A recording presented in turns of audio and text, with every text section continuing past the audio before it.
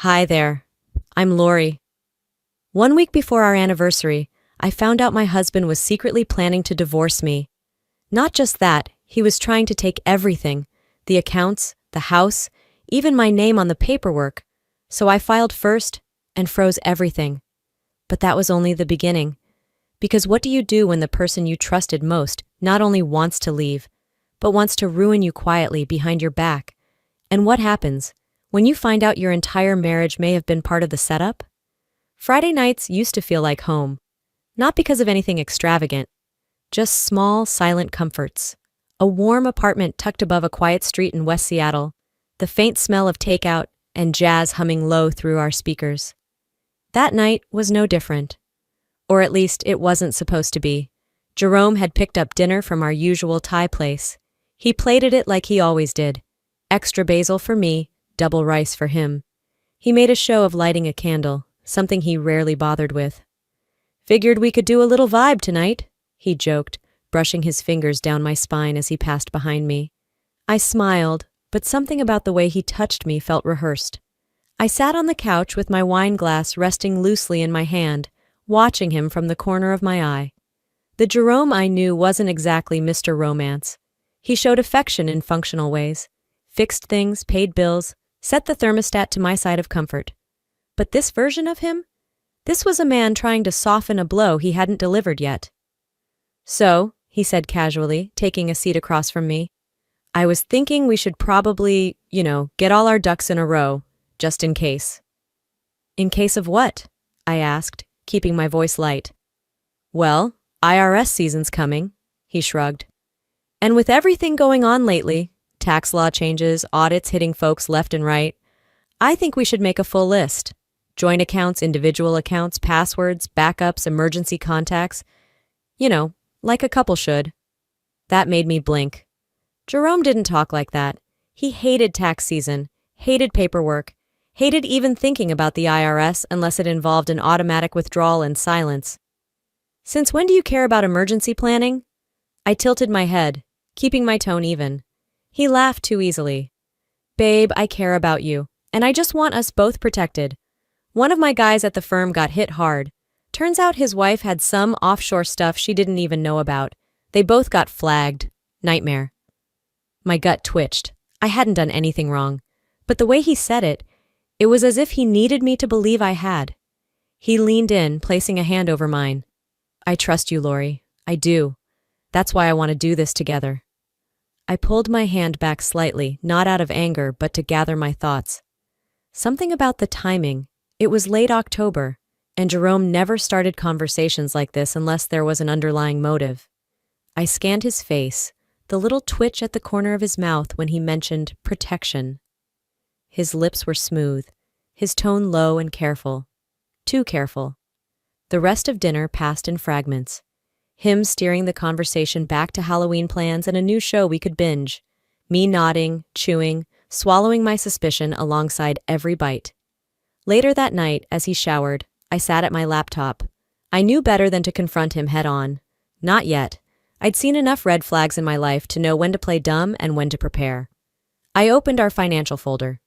Backed up every PDF, every transaction history, every insurance policy into a secure drive under a different name. Then I went into our password manager and changed mine. When I closed the laptop, I didn't feel triumphant. I felt tired, like I had just planted a seed for something I didn't want to grow, but I knew it would. By the time Jerome slid into bed beside me, damp from the shower, smelling like cedar soap, I was already lying still, my back to him. He draped his arm over me like nothing was wrong, like we were still us. "You warm enough?" he asked softly, brushing a strand of hair from my face. "Yeah," I lied. I kept my breathing even, the way you do when you want someone to believe you're already asleep. But sleep wasn't coming that night. Somewhere deep inside, I already knew. He wasn't just trying to protect me from something. He was trying to set something up. I woke up before the sun did. The room was still, blanketed in soft gray light leaking through the curtains. Jerome was fast asleep, chest rising and falling rhythmically, as if peace belonged entirely to him now. I lay there for a few seconds, blinking at the ceiling, heart steady but alert. The night before hadn't left me. It clung to me like static, in my skin, in my breath. I moved quietly out of bed and padded to the kitchen, needing caffeine and space to think. The condo was silent, except for the low hum of the fridge. As I waited for the coffee to brew, I grabbed my phone from the counter, tapped through a few notifications, and opened my inbox. There it was, an email from an address I didn't recognize. No name, just a string of numbers and letters. Subject line, from someone who's been through it. My finger hovered for a second. Then I opened it. He's meeting with Gibson and Lane Law, 1304 Pine Street. Protect yourself. No greeting, no sign-off, no attachments. Just that single line sitting cold on the screen. I didn't move. My coffee beeped behind me, finished brewing, but I didn't reach for it. Gibson and Lane was a family law firm. I knew that because I once referred a client there after her husband blindsided her with divorce papers and tried to walk away with everything. My throat tightened. Was this it? Was this how it started? An anonymous message in the early morning, just before your life split in two? I didn't have answers, but my instincts were suddenly on fire. I took a screenshot, forwarded it to my secure account, and locked my phone. Later that day, after running through emails and half-heartedly pushing through a few spreadsheets, I texted Noelle to meet me at our co-working space. We met outside on the patio, the kind with heat lamps and two small metal chairs. She looked up from her tablet, surprised. "Hey, you okay?" "I will be," I said, sliding into the seat across from her. "Can I ask you something?" "Of course." "Have you noticed anything off about Jerome lately?" She paused, visibly. Her eyes darted for a split second before she blinked it away. "Lori, I wasn't sure I should say anything," she said carefully. "But last Tuesday after work, I saw him, in the parking lot, with a woman." My stomach clenched. They hugged, and then they kissed. I sat perfectly still. Noelle kept talking. I didn't recognize her, but she looked familiar, polished, blonde, like someone who knows she doesn't have to fight for attention. I nodded once. "Thanks for telling me." I didn't ask any follow-ups. I didn't cry. I didn't let the heat rising in my throat come out as anything more than one shallow breath. After Noelle left, I sat there, watching traffic blur down the block. I replayed the last 2 weeks in my head. Jerome's sudden interest in our finances, the cautious tone in his voice, the overcompensation, the affection that came too late. He was getting ready to leave me. That much I knew now. But what made it worse was that he was sure I wouldn't notice, like I was just furniture in his exit plan. When I got home, he was already there, on the couch, scrolling his phone with one leg up, remote in the other hand. ESPN murmured in the background. "Hey," he said, like everything was still normal. "Dinner later?" "Sure," I replied, hanging up my coat. "Just let me finish a few things." In my office, I pulled up my financial software. I didn't want to believe what I believed, but I needed to see everything, again, clean, documented, verified. I created a folder named Contingency Plan. Inside, I started organizing files, account balances, property titles, income history, screenshotted transactions, labeled things in neutral tones, left no trace on the surface. That night, in bed, Jerome watched YouTube clips of some tech podcast. He laughed once or twice, glanced my way, and said, "You're quiet tonight." "I'm just tired," I answered. "Didn't sleep well." He reached over, rubbed my shoulder like he meant it, but I didn't turn to face him. I lay there, watching the shadows shift across our ceiling. He's planning to disappear, I thought, but I'm already 2 steps ahead. By Monday morning, whatever traces of denial I had left were gone. I got ready like I always did, hair pinned, blazer pressed, coffee half sipped, but my mind wasn't in autopilot anymore. It was in investigator mode. Jerome left early, said something about a quick stop by the hardware store on his way to the office. I didn't bother asking for details. After my morning meetings wrapped, I sat at my desk with a salad I had no intention of eating. Instead, I logged into our joint account, not the main one, but the secondary we used for house stuff and vacation planning. I'd already pulled this file last week, but I wanted to run through it again, slower, sharper. The deposits looked normal. It was the withdrawals that didn't. There in the activity log, October 12th, Pay me transfer, $250 to Rochelle G. October 19th. Pay me transfer, $480 to Rochelle G. October 26th. Pay me transfer, $620 to Rochelle G. The amounts weren't massive, not enough to scream theft, but they were consistent, growing, and they all pointed to the same pay me tag, Rochelle Glow. That name. I stared at it for a full minute. My brain looped through every Rochelle I could think of. None matched. But somewhere, the familiarity of it made my throat dry. He wasn't even trying to hide it. I pulled up a separate browser, searched for the handle. What came up was a half-done business page. Personal branding consultant, West Coast based, minimal contact info. One heavily filtered photo of a woman with platinum blonde curls and a smug smile. That was all I needed. The next morning, just before lunch, Noelle buzzed through the intercom. "There's someone here to see you. She says she has a pitch deck and was referred by your husband?" My stomach dropped. "Name?" Rochelle Grant." I didn't answer for a beat. Then, "Send her in." She walked in like she'd done it before. Slim cream blouse tucked into tan trousers, nails glossed, confidence on full blast. She smiled like we were about to talk partnerships, not betrayal. "Hi, Lori. It's so great to finally meet you. Jerome's mentioned your firm could be scaling soon. I wanted to stay ahead of it." She placed a leather-bound folder on my desk like a gift. I kept my expression neutral. "You're in branding?" She nodded. "Strategy, positioning, clean messaging for mid-sized teams. I've worked with real estate groups, financial advisors, even a few political campaigns." Of course she had. Her type always did. Vague resumes, inflated claims, and enough charm to pass a lie detector. I flipped through the portfolio, pretending to read. She talked a lot. I didn't absorb most of it. My eyes were locked on the logo at the top of each page. Glow Strategies, LLC. Fake company. Registered just 4 weeks ago. I knew because I'd already pulled her registration. I set the folder down. "Thanks for stopping by. We're not looking for outside help right now, but I appreciate your time." Her lips twitched. "Of course. If anything changes, you know how to find me." As she turned to leave, she scanned the office. My diplomas, the framed Forbes feature, the team photos. She smirked.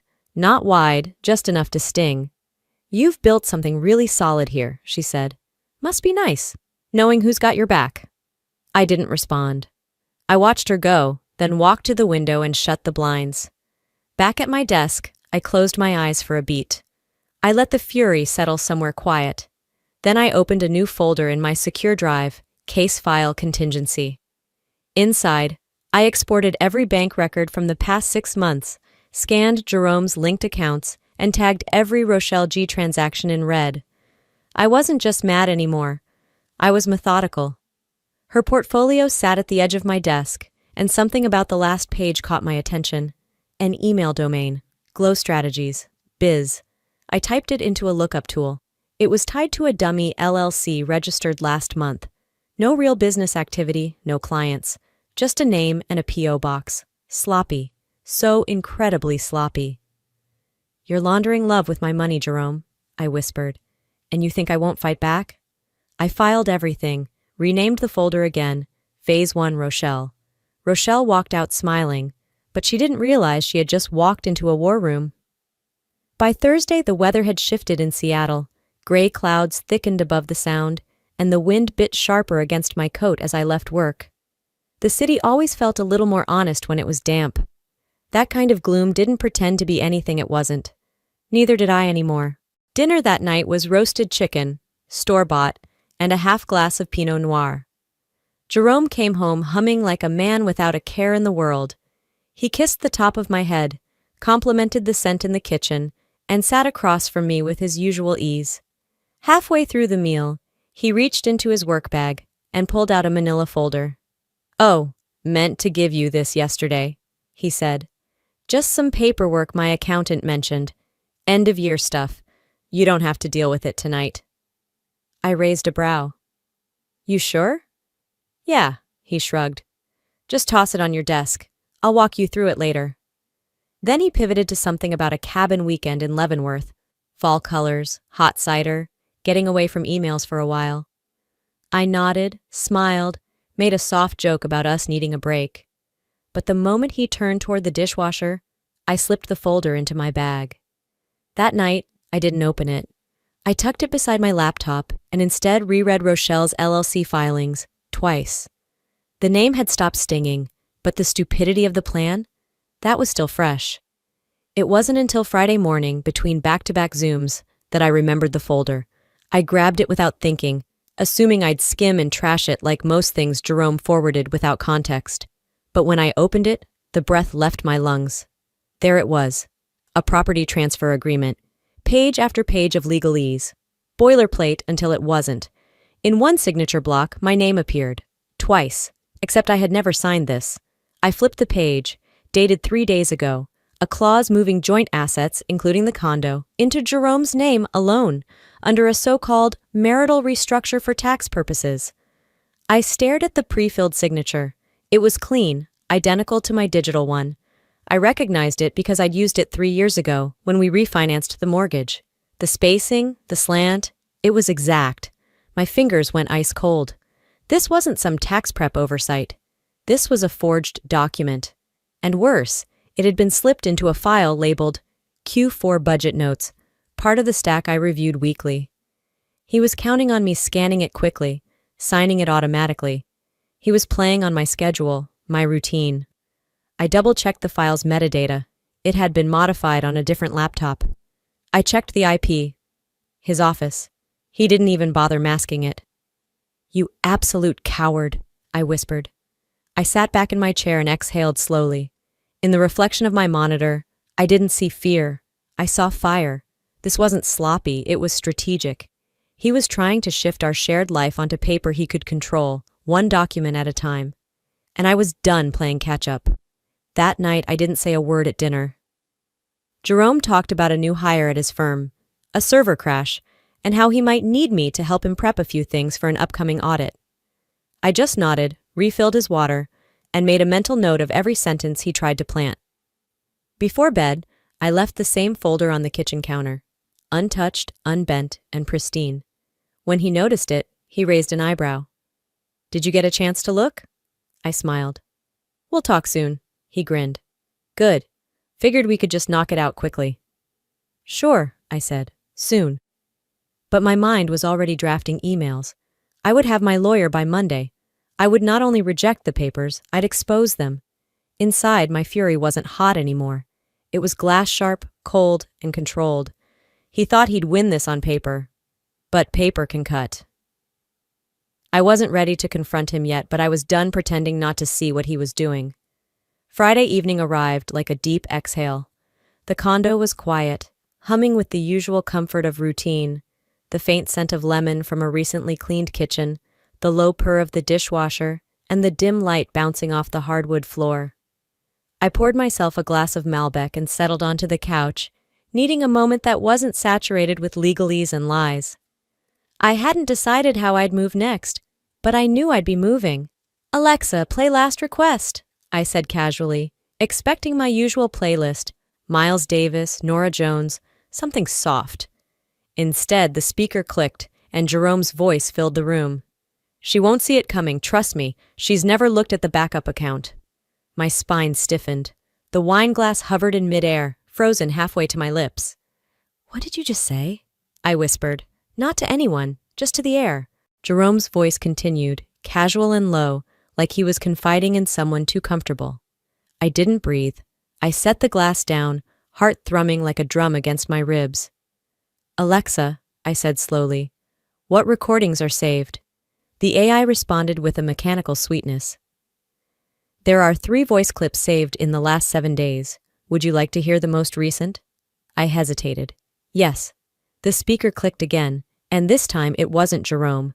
It was her, Rochelle, laughing. "I told you," she said, voice clear and sharp. "She thinks you're smarter than you are. She's not watching because she thinks she doesn't have to." My skin flushed cold. Rochelle's voice was slick with disdain, like she knew me, like I was some cliché in their game. "She won't fight," Rochelle said. "She's too proud. That's the thing about women like her. They'd rather drown quietly than admit they were wrong. The recording ended, but the silence that followed was louder than any scream. I stood up, legs buzzing like they didn't belong to me. I walked to the window and looked out over the city. Cars blurred beneath streetlights. A couple laughed on the sidewalk. Normalcy carried on just outside my glass. But inside, I was catching fire. I turned back to the room and walked straight to my laptop. Click, Logan, the folder, contingency plan. The checklist I'd kept in my head for weeks became a living, breathing action plan. First, I logged into my bank and began unlinking the accounts tied to Jerome. One by one. Password resets, two-factor codes, authorizations revoked. Second, I opened my calendar and moved up the appointment I'd tentatively booked with Marla, my lawyer. I added a note, urgent, ready to proceed. Third, I pulled up the divorce paperwork template I had saved a year ago when one of my closest friends went through hell with her husband. She'd sent me a copy, just in case. At the time, we laughed about it over brunch. Now, I was filling it out line by line. This wasn't reaction. This was control. The condo door clicked. Jerome walked in, gym bag slung over his shoulder, damp hair from a shower somewhere else, maybe her place. He was wearing his Friday night chill look, old hoodie, basketball shorts, a cocky grin that he probably thought still worked on me. "Hey, babe," he said, tossing his keys in the dish. "Thinking Thai or sushi tonight?" I looked up from my screen, offered him a small, tight smile. "Whichever," I said, standing up slowly. "You know, whichever you think I won't see coming." His eyes flicked to mine. A pause, just enough for the air to thin. He gave a half laugh, like I'd made a joke he didn't quite get. "Sushi it is," he said, walking toward the kitchen. I stayed rooted in place, watching him. This man, who had memorized my favorite red wine, who knew the way I always folded the dish towels in thirds, who used to wake me up on rainy Sundays with jazz playing and pancakes in the kitchen. That man was gone, and the one in front of me had underestimated the woman I had become. I didn't need a confrontation that night. What I needed, what I was already executing, was the exit plan.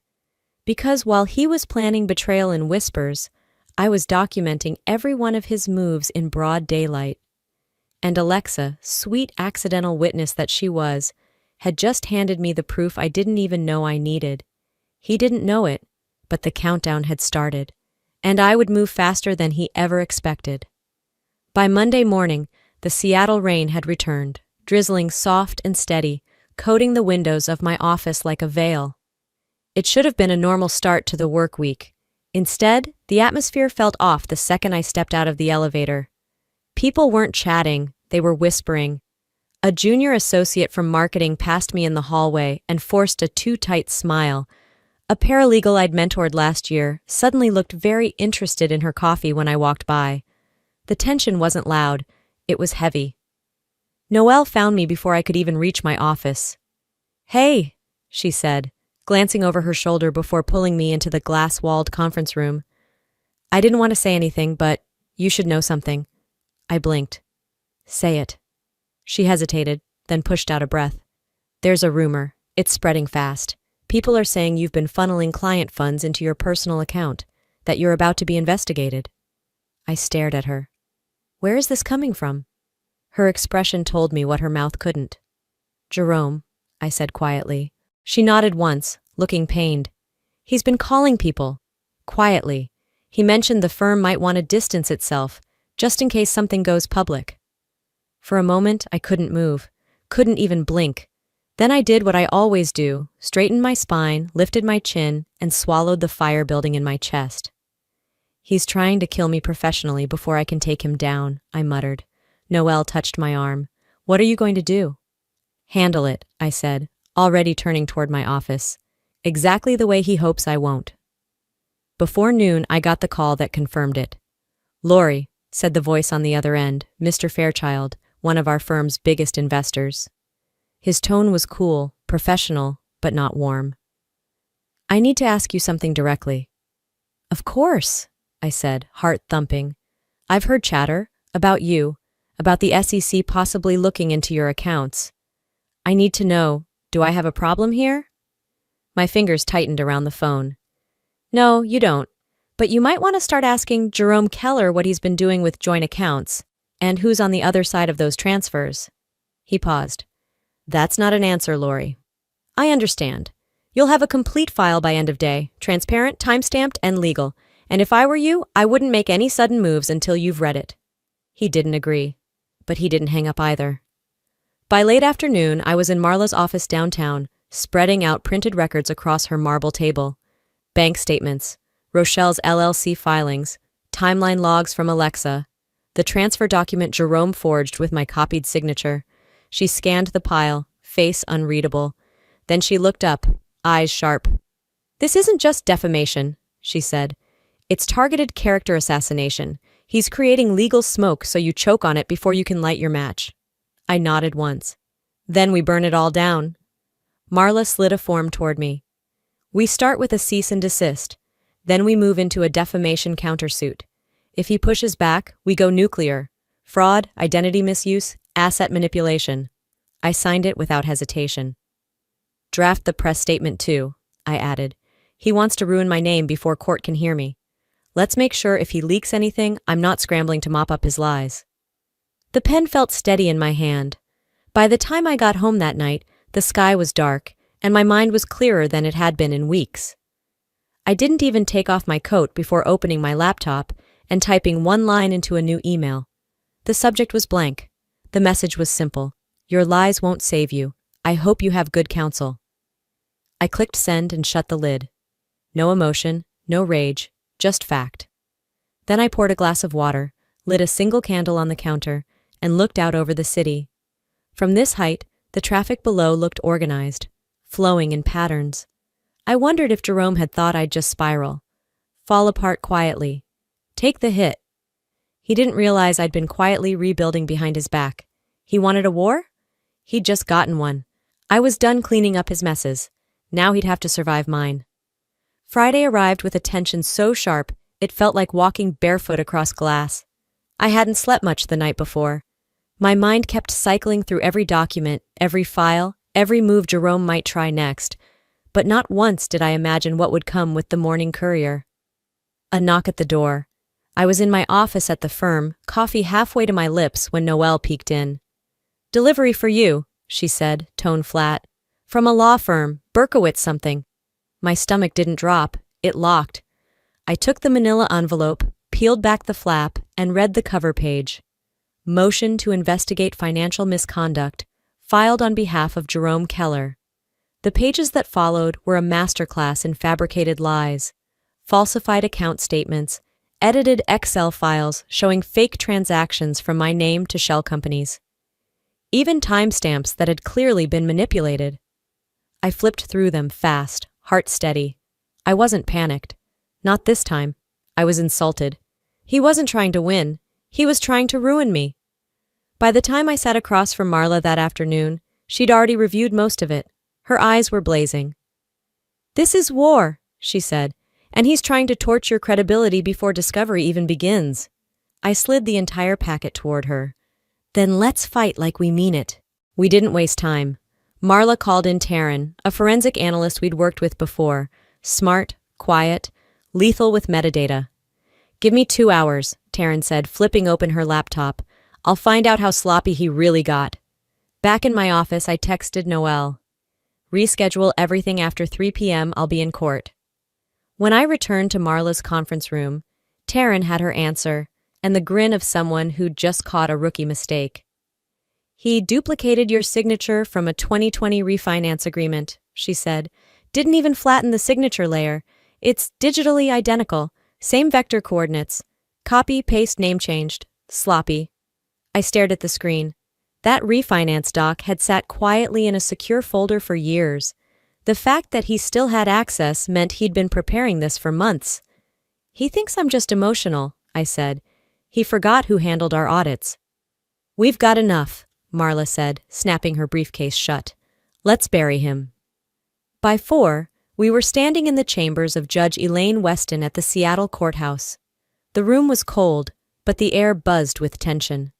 Jerome sat across the aisle with his attorney, a man too tan for Seattle and too smooth for my taste. Jerome didn't look at me when I entered. He didn't have to. His posture said everything. Confident, smug, already counting his win. The hearing began. His lawyer launched into a polished speech about ethical concerns, protecting client assets, and the need for immediate investigation. Then Marla stood, slow and measured. Her tone wasn't loud, but it sliced. We have irrefutable digital evidence that the documents presented by Mr. Keller's counsel were falsified. We have signature overlays, timestamp conflicts, and an expert witness ready to testify that these files were doctored with intent to defame. Judge Weston leaned forward. You're prepared to prove this now? Marla nodded. Taryn was sworn in within 5 minutes. Her testimony was crisp, technical, and devastating. By the end, the courtroom was silent except for the hum of the ceiling fan. The judge turned to Jerome's lawyer. Do you wish to explain this discrepancy? The TAN attorney stammered. Jerome's jaw tightened. This isn't just a false claim, the judge said, voice like granite. This is willful misrepresentation. I'm denying the motion, and I will be reviewing this for possible sanctions. Marla gave me the smallest nod. A silent signal. We had shifted the current. As we left the courtroom, Jerome finally looked at me, just a flicker of something in his eyes. Frustration? Fear? I couldn't tell. But it wasn't victory. I stopped near the exit, tilted my head just slightly, and said the words I'd waited years to earn. You should have learned by now. I don't lose. He didn't respond. He couldn't. And the worst part for him wasn't losing. It was realizing I was the one pulling strings now. Friday morning arrived like the last page of a chapter I'd long stopped reading.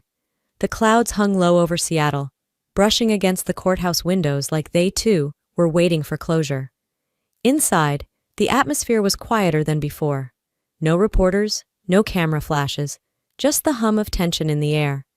I wore a gray dress. Neutral, unremarkable, not there to impress, just to end it. Jerome sat at the other end of the courtroom, shoulders hunched, jaw tight. The man who used to breeze into rooms like he owned the air now looked like he couldn't find oxygen. Judge Weston called us to order. Her voice was steady, detached. In the matter of Keller versus Keller, she began, flipping through her notes. This court has reviewed the documentation and expert testimony presented earlier this week. The court finds sufficient evidence of willful misrepresentation, attempted fraud, and defamation against Miss Keller's professional and personal standing. Jerome didn't blink, didn't flinch, maybe because he already knew. The motion is dismissed in full, the judge continued. All financial claims are denied. Mr. Keller is ordered to pay all legal expenses incurred by the respondent. Further, the court finalizes the dissolution of marriage under terms previously submitted by Miss Keller's counsel. And just like that, the storm was still. No shouts, no gavel slam, just an audible exhale from Marla beside me. Rochelle's name wasn't mentioned once, not in evidence, not in ruling. She'd ghosted herself right out of the wreckage, probably traded testimony for immunity, cowardice dressed in legal privilege. After the hearing, Jerome lingered just outside the courtroom. When he saw me pass, he stepped forward. Lori, he said, voice too soft for the tiled hallway. Can we talk? I didn't slow. You had every chance to talk, I said. You chose war instead. His face crumpled for a second, maybe from guilt, maybe just the sting of no audience to applaud him anymore. I didn't stay to figure it out. I walked past the courtroom doors, past the echoes of battles already won, into the drizzle-soaked streets of Seattle where my breath steamed and my name still meant something. Later that afternoon, I stood in the center of my living room, a cardboard box beside me. I packed quietly. Photo frames, the signed marriage license, even the dumb Mr. and Mrs. mugs we got as a joke gift that now felt like cruel foreshadowing. I drove to a donation center and handed the box to a teen in a Seahawks hoodie. Breakup stuff? He asked with a grin. Something like that, I replied, offering a faint smile. Back home, I deleted the folder labeled Contingency Plan. I didn't need it anymore. There were no more plans to make, only clean slates to keep.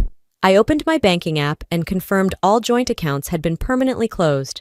My will was updated, emergency contacts revised. I even reset Alexa's voice profile, because trust doesn't just start over, it starts new. I didn't cry, not because I wasn't sad, but because this was no longer a loss. It was a reclamation. That night, I lit a single white candle in the kitchen, poured a glass of Cabernet, and told Alexa to play Billie Holiday. She obeyed with a soft swell of saxophone and heartbreak. But this time, there were no hidden voices, no betrayal tucked in the pauses. Just me, my music, my space. I curled up on the couch and let the silence fill every inch of my bones. Not empty silence, but a clean one, like air after thunder. And for the first time in a long time, I didn't need to check anything. I was safe in the sound of my own quiet. I didn't need revenge anymore. I had peace. And that was something he'd never touch again. 2 weeks had passed since the trees in Ballard began shedding their brightest hues. The golden leaves that once caught the afternoon sun like flames were now deep reds and rusty browns, some already fallen, others still holding on. It wasn't the kind of transformation anyone talked about. It just happened quietly, like so many other endings, unannounced but inevitable. I parked in front of my mother's house, the one that still lived in my muscle memory. I could have found my way there blindfolded. The modest craftsman had barely changed. Ivy still curled up along the front steps, stubborn and green despite the cold. The same wind chime hung above the porch, a tinny little thing that had somehow survived 4 harsh winters and maybe even more than that. I didn't need to knock. I never did. She opened the door and pulled me in like no time had passed. That was her way. A warm hug, soft smile, no interrogation. Just quiet acceptance. Like she saw everything without needing the details. Inside, it smelled like onions, thyme, and slow-cooked comfort. We sat at her kitchen table, the one with the uneven leg and a faded floral tablecloth that had seen years of meals and moments. She ladled out her beef stew into chipped bowls, the same ones we'd eaten from since I was a kid. We didn't talk much at first. She didn't ask what happened, didn't press me to explain. She didn't need to. Halfway through our second bowl, she reached across the table and placed her hand gently on mine. Her eyes didn't search mine. They settled into them. "You fought smart," she said, voice barely above a whisper. "But I hope you'll let go just as smart." I didn't respond.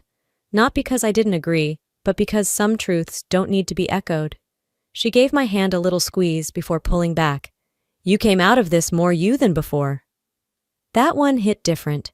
It landed somewhere beneath the armor I hadn't realized I was still wearing.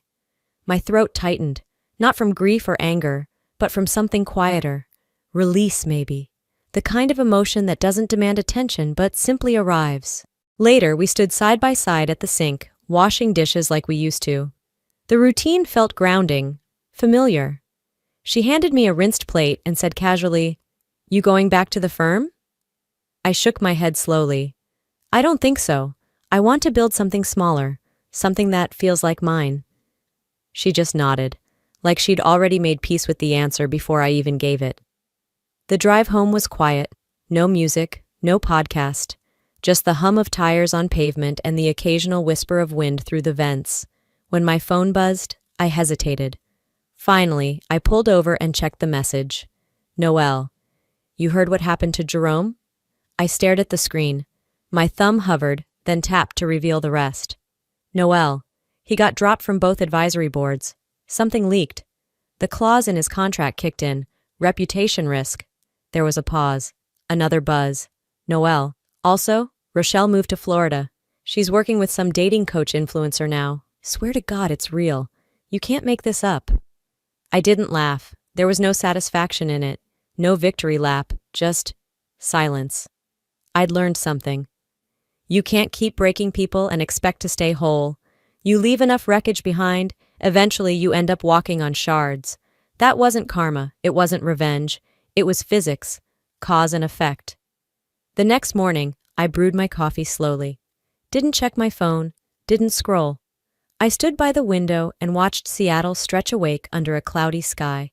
The city had its own rhythm. Buses pulling up, joggers hustling past puddles, the occasional dog walker in a raincoat. Nothing extraordinary, But it felt good to watch something that wasn't about me. There was no anxiety in the air, no mental tallying of who might betray me next, no scanning for landmines. For once, I was just there. Fully. Quietly. That week, I started rebuilding, not just my career, but the framework of my everyday life. I cleared out my closet and gave away clothes I hadn't worn in a year. I replaced the old framed wedding photo with a clean, minimalist travel map. Marked a hiking trail in Oregon I'd always meant to try. Rearranged the furniture in my apartment just slightly, but enough to feel new. One evening, I opened my laptop and made a new folder. The name came to me immediately. My story, not his version. I clicked into a blank document. The cursor blinked, waiting. Then, slowly, I began to type. I almost became someone else to survive him. But this is who I am, without him. The words weren't hard. They just came slowly because I wanted to mean everyone. They didn't come from the pain anymore. They came from clarity, from ownership. Maybe someday I'd fall in love again. I didn't rule it out. But that wasn't the finish line. That wasn't the goal. Freedom was. And now, I understood something I hadn't before. When freedom is enough, love doesn't cost you anything you can't afford to lose. That night, I curled up on the couch with a blanket and a mug of tea. Alexa played some old jazz quietly in the background. Nothing cinematic, just gentle sound to fill the room. The city lights shimmered through the windows like tiny stars. Not asking for anything, just reminding me they were there. My phone buzzed once, then silence. I didn't reach for it. Instead, I let the quiet settle around me. And I thought about forgiveness. Not the glossy, overused version. Not the kind that lets bad people off the hook. The real kind. The kind that sets you free. Forgiveness, I realized, wasn't about them. It was about me. It was about loosening the grip on old survival instincts. Letting go of the leash I'd tied around my own neck. I smiled. Not because I had everything figured out. Not because I was healed. But because I hadn't shattered. I'd bent. I'd splintered in places. But I was still here. And that counted for something. Maybe even everything. And I knew now. I didn't just survive him. I survived the parts of myself that thought I needed him. That's how I know I'm free. Before you go, if there's one thing I've learned through all of this, it's that silence is never the same as peace. For a long time, I stayed quiet to keep the peace, to avoid conflict, to preserve what I thought was love. But silence can become a cage. And when someone you trust begins to build that cage around you with lies, charm, and manipulation, it's not love, it's control. If you're watching this, and you're in a place where something feels off, trust that voice in your gut. That whisper, that discomfort, it's wisdom. You don't need permission to protect yourself. You don't have to break to rebuild. You can move early, you can move smart, and you can move with dignity. I didn't win because I screamed louder. I won because I stopped trying to fix what was never mine to fix, and started fighting for me. What about you? Have you ever stayed in something too long just because it felt safer than starting over? What would you tell your past self if you could go back 5 years? Let me know in the comments. I read every single one. If this story hit home for you, drop a, or tell me where you're watching from. And hey, if you didn't like it, I still want to know why. What would have made it better? Let's talk. Let's grow. Let's heal. Together. And if you want to hear more real stories like this, of strength, survival, and starting again, make sure you subscribe to the channel so you don't miss what's next. Thanks for listening.